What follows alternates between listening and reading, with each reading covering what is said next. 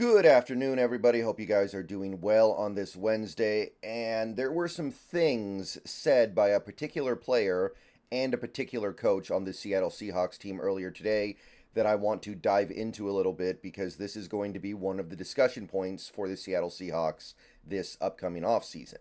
I'm talking about the player, Bobby Wagner, and I'm talking about the coach, Pete Carroll. So, let's take a look here. First, we got this tweet from John Boyle. Bobby Wagner 100% plans on playing next season, which would be his 13th in the NFL. When asked about it, Bobby said, "I never thought anything else outside of that." So, part one, Bobby Wagner plans on playing football in some capacity next season. So, that's part one. Part two would be what Pete Carroll had to say concerning this topic. So, we've got this from Mike Dugar on Twitter. "You plan on Bobby Wagner being back next year?" Pete says, "I would think so, yes. We'd love to have him." So, to recap, Bobby Wagner wants to play in the NFL next year. Pete Carroll would love to have him back in Seattle. Now, this is going to be something that is talked about a lot this offseason as we discuss what this team should do in free agency, what this team should do as it regards the future of the linebacker position, what they should do with a guy like Wagner versus a guy like Brooks, what they should do with a guy like Devin Bush, what they should do in the draft, what they should do maybe in terms of external additions to this team.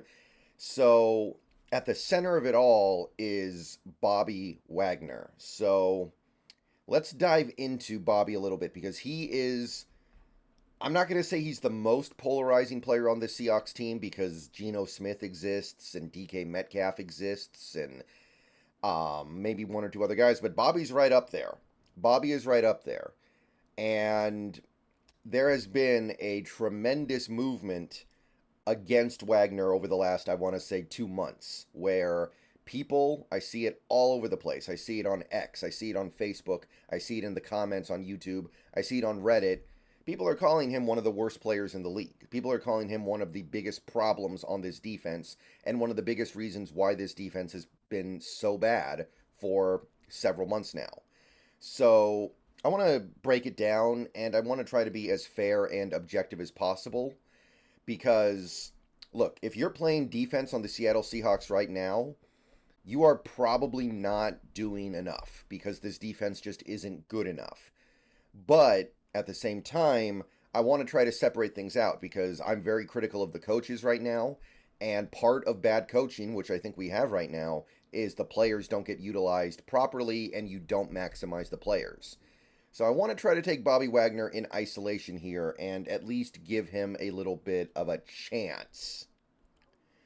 Because there are going to be some things that are said about Bobby that are very, very obvious. He is bad in coverage. He is a problem in coverage, 100%. He's slow.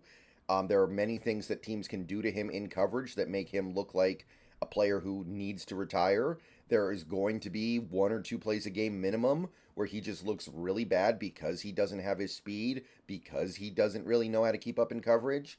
And those things are a big deal in the modern NFL. They might be a bigger deal than anything else positive he can bring to the table. But does that necessarily make Bobby Wagner a terrible player? Or does it make our team terrible at understanding how to best utilize him? Because there are some areas where Bobby Wagner stands out. The most basic level, let's just start at the most surface level possible here. Bobby Wagner is currently 2 tackles away from leading the entire NFL in tackles. He averages well over 10 tackles a game. He is currently behind a guy who, granted, has only played in 15 games, so you might want to give him a little bit of extra credit here, Zaire Franklin of Indianapolis, but Bobby Wagner is second in the entire league in tackles. And of the guys who are near the league lead in tackles, Bobby Wagner stands out in number of sacks, number of tackles for loss. So Bobby Wagner is, in some capacity, doing something right. Now, a big reason why this is happening is because the Seahawks play so many snaps on defense that Bobby has more chances to get tackles. But given that we're talking about an older player here who you would have figured would have worn down as this season went on, maybe even worn down as games went on, we're not really seeing that. So that's a little bit of a feather in the cap, right?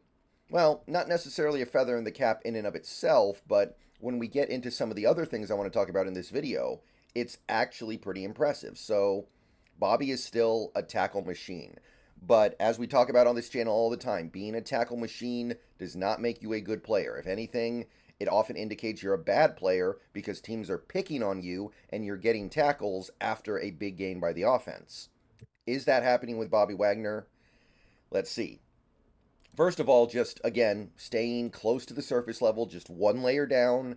PFF still really likes Bobby Wagner. They still have him graded out very well. They think he's an elite run defender. They think his pass rush abilities are still very good.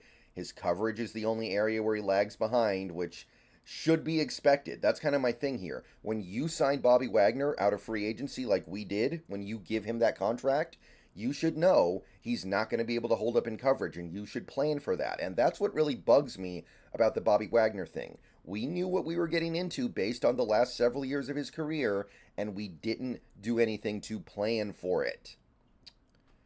But overall, this is still a very good player. This is a player who gives you a lot in run defense. This is a player who gives you a lot in the pass rush. And let's dive deeper into that whole run defense thing. So if you go through some of the categories that PFF gives you, if you're, I think you have to be a paying member here, but this stuff might be free. I'm not sure. I can't remember what stuff is behind the paywall and what's not. I want to look at some more advanced run defense statistics. Run play tackling. Who is making the most run play tackles in the NFL? You've got Azeez Al-Shaair of Tennessee, Zaire Franklin of the Colts, Bobby Okereke of the Giants. Bobby Wagner is fourth with 64. 64 tackles on run plays. So that's fourth in the league. So that means he's very involved with our run defense. He's right up there with the top guys in the league. He is 4 run play tackles behind the top guy. So there's that. Let's take a look at stops. Stops are run tackles that are successful, by which I mean they prevent the offense from having what is construed as a successful play. Now, what is a successful play depends on down and distance, but Bobby Wagner is second in the NFL in run play stops. So that claim that Bobby Wagner only makes tackles 10 plus yards down the field does not hold up to scrutiny. A majority of his run tackles are considered good run tackles, stops for minimal or irrelevant gains. So that's really good too. That's really strong. What about his stop percentage? Not quite as strong, but he's still right around the top 10 with a 9.7% stop rate. There are some guys here who are a little bit higher, like JOK's and Landon Roberts of Pittsburgh. They're both kind of beating the field here. Nate Landman is way up here too. There are some guys ahead of him, but Bobby is still near the top in this category. 9.7% is good. And you can see that this list constitutes about 50 players, and it actually goes back a little bit further than that. So among this collection of players, which is over 50, he is right on the top 10. He is right on the fringe of that top 10. So in terms of stop percentage, he's pretty good. And here's the big one. Here's the money shot. Bobby Wagner, if you sort by average depth of tackle, is in the top 10 as well. He's 8th. He's 8th, tied for 8th with Jamin Davis and EJ Speed. So he's not, on average, allowing running backs to get deep down the field on his tackles. He's actually doing a really good job of limiting tackles on run plays that he gets the tackle on to minimal gains, 2.7 yards. The only guy who has him beat significantly is JOK in Cleveland, who's out of his mind right now. And then there are a couple other guys who are doing a little bit better, but still, everything I look at tells me that Bobby Wagner is a positive influence on this run defense. Like, it's really kind of tough to get around it at this point. Like, Bobby Wagner, for whatever problems we're having on that side of the ball, it doesn't seem like Bobby Wagner is a problem when it comes to run defense. This isn't just a guy who's jumping on piles and collecting meaningless stats and not actually contributing to the effectiveness of this team's run defense. This is a guy who's doing his job and then some. This is a guy who, as near as I can tell, is doing quite well in this area, and this is why you signed him. You signed him to help fix your run defense, and as near as I can tell by every metric out there, he is doing his part of the job. And yet, I cannot deny one thing. It's not helping. If you sort every defense in the NFL by number of rushing yards allowed this season, the Seahawks are 30th. 30th. Only the Broncos and Cardinals are worse. You can run all over this team all day long, and that's hard to get around, right? Because at the end of the day, what this means is that for all of Bobby Wagner's best efforts, and I do think we're getting his best effort, he is doing a lot right in terms of stopping the run. It's not helping us. That's what this says. Because we were, I think, 30th last year, so nothing got better. Not really anyway. We're in the exact same position we were last year in terms of stopping the run. So I don't know how that works. I don't know how you can look at a terrible run defense last year. You sign guys like Bobby Wagner to fix it, and Bobby Wagner plays really well, and it doesn't change anything. Like, that's crazy to me, but it happened. And more than anything else with this team, that's probably going to end up costing us a playoff spot. So I don't know. I don't really know what to do here, because Bobby also takes stuff off the table because he is slow, he is old, and he can't cover anymore. And when it comes to the topic of Bobby, the other thing that needs to be mentioned is that when he's got the green dot, things do flow better. Like, if Bobby leaves, the guy who takes the green dot is probably Jordan Brooks. Jordan Brooks is not good with the green dot. So we'd probably try to find somebody else to inherit it. But would you keep Bobby around knowing how limited he is now as a player just for the green dot stuff? That's another consideration that needs to be made here. So it's going to be up to each individual person. For me, where I kind of come down here, here's how I'm looking at it. I love Bobby. He's my favorite player of all time. But I think we need to move on, and it's for a very stupid reason. When I was young, I had an uncle who was an alcoholic. And he drank way too much.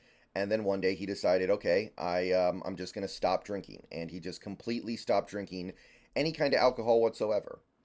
And I, being very young when this happened, didn't understand that because he liked to drink. And I asked my parents at some point, like, why doesn't he just drink a little bit? The problem is he drinks too much. Why can't he just drink a little bit to have fun? And my parents explained to me, that is not how it works if you're an alcoholic. When you're an alcoholic, you drink a little bit, it opens the floodgates. You can't stop yourself, you can't contain yourself, and you just start drinking and drinking and drinking until you get to the point where it's actually a problem, where it's interfering with your life, where you do stupid things. So for an alcoholic, you can't just say, I'm going to cut back. You have to just stop. And that's what my uncle did at that time. And now that I'm older, I kind of understand that concept because I see it happening with the Seahawks and Pete Carroll and Bobby Wagner. Bobby Wagner is like the beer, and Pete Carroll is the alcoholic. There is no ability on Pete Carroll's part there is no ability that he has to understand what Bobby is now and what he can do and what he can't do and how to properly utilize him. So having Bobby Wagner on this team would probably be great if we would just do things differently. Maybe we don't play him every snap. Maybe you find ways to take him out of coverage as much as humanly possible. Maybe you go to, maybe you use creative formations. Maybe you use your safeties creatively to take the stress of being in coverage all the time off of Wagner. There are things you can probably do. I think the Rams did it very well when he was there for one season last year. But Pete is the alcoholic and Bobby Wagner is the beer. He can't just have one Bobby Wagner. He needs to have all the Bobby Wagners, and that's when you get into trouble.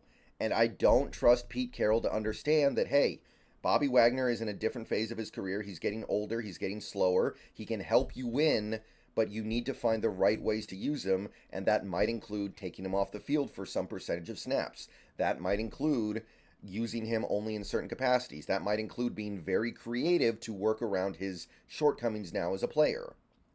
And I don't think he gets that. I don't think he's capable of getting that. So for that reason, for that very stupid reason, I do think we need to move on. All right, so let me know what you think down below. I'm going to get out of here. More videos later. Peace out. Go Hawks. And let me know what you think about this whole Bobby Wagner thing. I broke it down the best I could.